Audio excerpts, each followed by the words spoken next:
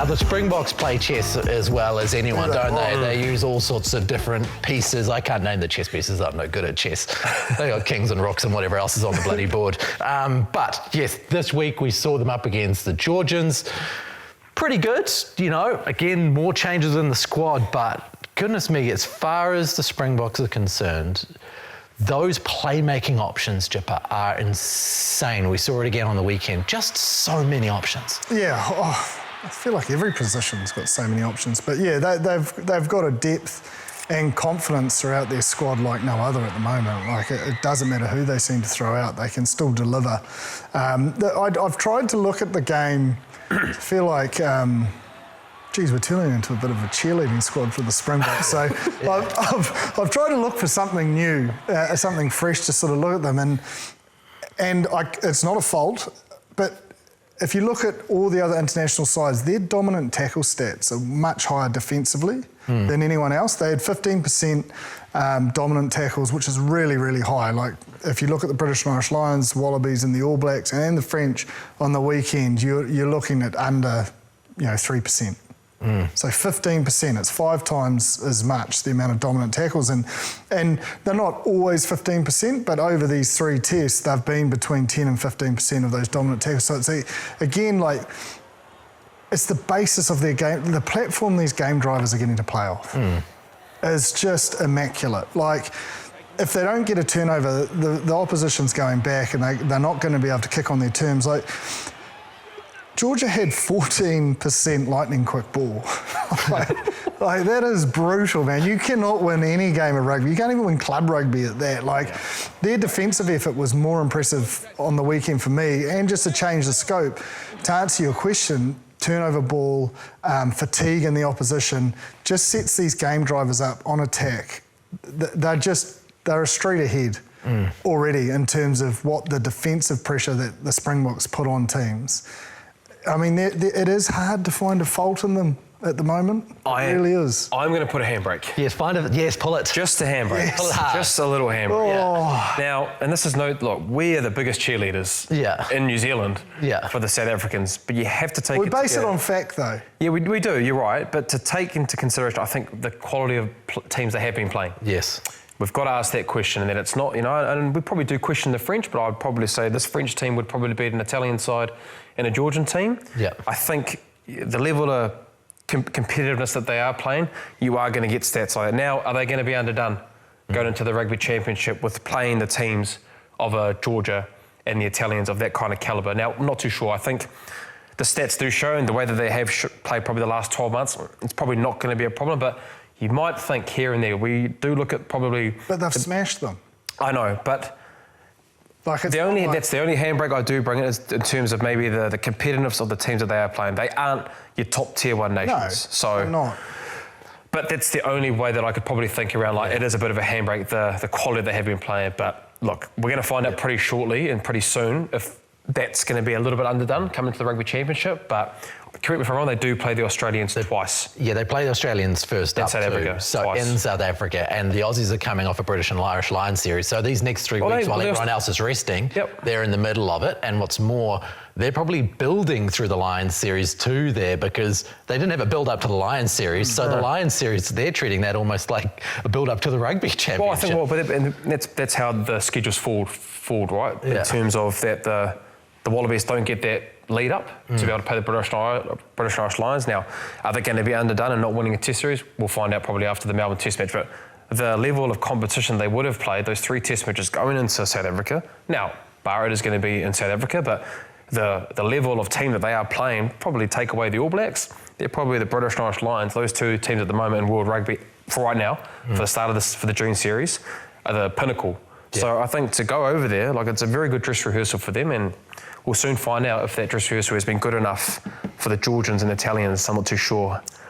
5 times the amount of dominant tackles against Georgian men that are big and physical. Yeah. I tried New Zealand. I tried to put a handbrake on them. We can't. Yeah. No, I don't think we want to put a handbrake. We want to just pump it up. Yeah. So it's really the pressure's on them to come here. Well, and Grant Williams as well, he goes all right as well. I got absolutely ridiculed in the messages, in the comments around obviously not telling about Grant Williams and with Dupont and Roygaard. Yeah. But look, him, and there's even the under-20s, we might even just touch on that, but like, Hassan P, geez, he was the difference for that under-20s. Like, he scored a try got disallowed, and then his try assist to be able to put that kick in the corner. Bold play too. Try.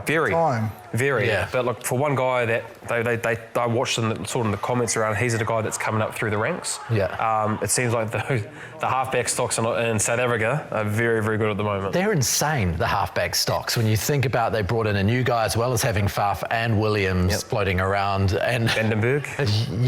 You've got so many of them. It's very rare. Like Reinach. Even throughout, they're attack at all costs, even at under-20s. Like they had just under double the running metres with less ball carry opportunities than. It's normally we're used to New Zealand sides having double the run metres, and it just shows like the growth and development. 13 years since their last title victory, that was against New Zealand as well. I mean, it's going extremely well at all levels. But I'm really proud of the group, the NZ under-20s group. Like, I think they built really strongly. They'll be disappointed that they didn't fire as many shots as they probably like in that final. They just couldn't get themselves going, even from the kickoff and, South Africa scoring in the first 2 minutes. It's just sort of got them behind the 8 ball. But in terms of where it's been previously and the growth and the focus that NZR have put on that program and the development of the coaching group, I think they can be seriously proud of their performance at the tournament.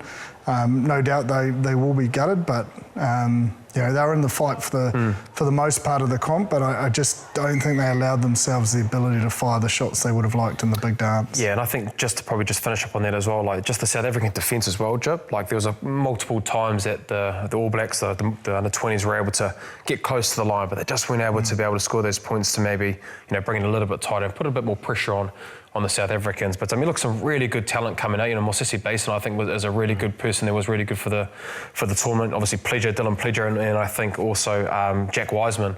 A guy that played really, really well. So look, and I know the under-20s is kind of bringing the young talent through, but I think it just shows that if we can get very competitive like we were, not winning the final, but it's going to be good for us. I think in the development for us, for the next couple of years, if we continue to keep getting into finals and hopefully winning that under-20s championship. Tell you what, Wiseman under the wing of David Havili, his game would, they've got a very similar game. He's a good ball player. He's good defensively. He's got the ability to utilise it off the boot. I was impressed with him in the Super under-20s, and he's extremely talented young man. Yeah, well, they've come a long way in a few years, haven't they? Because they were really struggling a few years ago. Like the New Zealand under-20s were all over the place. Yeah, and the coaching group, like you've got to credit, they won the rugby championship. The amount of work and time and effort they've put in to try and create those attack structures that we highlighted, around those swing structures. They, unfortunately couldn't get it going in the final, but, in terms of their ability to innovate and show, I suppose, a way of thinking, a way of seeing the game and being first is extremely exciting as well, because it is, it's a development grade. It's about developing everyone throughout that process, and I think that all those coaches will go on to bigger and better things, particularly around Super Rugby and other national teams. While we're talking about the development of young talent coming through, and Bryn touched on Grant Williams before, we had a lot of reaction in the comments section to Can Roygaard be Dupont. And one of the most interesting parts of that comment section was, to some degree, the disrespect that was held around Dupont and the fact that he's only ever played 27 minutes of Test rugby in the Southern Hemisphere. 27 minutes. So his debut was against South Africa in Durban in 2017. He played 27 minutes and he hasn't come back since. And so there's a lot of people saying, well, prove it here. Prove it here, and Grant Williams is our guy, and Roygaard is your guy, and come down here and show us. So there's something, and I'm not sure you've watched the show, but please do come down. It was actually a really good point, Ross, when that actually came up, because you don't think of that, especially with winning a couple of world titles, best player titles, and for a couple of years, so you don't think that he hasn't been down even to Australia or anything like that. So there is merit I guess, to be able to prove that you are the best in the world and being able to test yourself coming down to the Southern Hemisphere. Because look, Cam Roigard in that one test match that he did against Dupont, arguably they do say that he played better with him in that match. And that's, people can judge him how they want and have their own opinion around that. But yeah, I think it is interesting that Dupont hasn't been down here. So yeah, I still think, look, he is the best 9 in the world with his skill set and what he's been able to do for the French in the Six Nations and also at club level with Toulouse. But yeah, maybe that gap is a little bit closer with your likes of your Grant Williams and Cam Roigard if they can go up to the Northern Hemisphere and, you know, he's injury-free and been able to have another crack against them. So yeah. And thank you for those comments. It was really, really good. Yeah, and obviously Gibson-Park. All of them really good? Gibson-Park, sorry. Number of people talk Gibson-Park, Gibson-Park. sorry. Well, I'd love to touch on him briefly. Like, he is like, I know Dupont, we talk about him, but geez, Jamison Gibson-Park was arguably in that same echelon. Now, they're different players, but geez, on the weekend, he manufactured just, I guess, orchestrated that performance against the Wallabies. Like his decision making in and around his kicking game, whether it's the attacking kicks, his contestable games. They obviously had a plan to be able to do the contestable games, put pressure on for the Wallabies, with Liner being in the backfield and being able to do that. And it's just situationally, like I don't know what try it was, but he gave a needle pass through to Jones and they score on the edge there. But he just picks the right option, and that's what's really good about Jamison. He's been doing it for a long time. He chooses the right decision at the right time, and it's a low percentage play. So you know that's a really good player when you're able to make the right decisions under the right circumstances and a really high pressure situation. So yeah, Jamison Gibson-Park, yeah, mate, I'm a massive fan of you as well. So yeah. So the eye of a needle, that's what a needle pass is. It's one that goes through a tiny hole. Pretty much. So like if you're passing the ball, if you're passing the ball from you, you're going between me and Jipper, and I think he actually hit Jones for that example that I'm using against the Lions. But again, just situationally, he makes the right decisions 9 times out of 10. And Ronan O'Gara and actually Dan Bigger, they talked about it in the post game around, and they actually said it pre-game around the 9 and 10 spine being a big part of the big difference in that Test series, and we probably saw that in the first one against the Wallabies. Well, especially because the other 9 and 10 combinations never played together before. It's quite a... it's not just played together. Like, you know, Finn Russell and Jamison haven't played together, but they've played a lot of test matches on their own their own side. And I think that's the difference. Like, because they've played so many test matches, the best players in the world, it's almost like everything's in slow motion. So a needle pass to Jamison Gibson-Park, he can just see it. But a needle pass to a Tate McDermott it may be on, but he can't, you know, because there's so much going. Because of that experience, it's like as you move through the grades, like you think club rugby's fast, then you go to NPC, you think NPC's fast, then you go to Super, and then when you actually go back down, you're like, oh, it's actually quite slow. You know, so, and because he's had so many years of top flight performances, Jamison just looks at home now in international footy. It's impressive. I just had a vision of you throwing a needle pass in club footy. Tell you what, throw a good needle pass off the back. You remember when hookers used to do the big loop around? Yeah. Throw a little needle. Yeah. Left to right, right to left. One of them. Perfect, both. Yeah.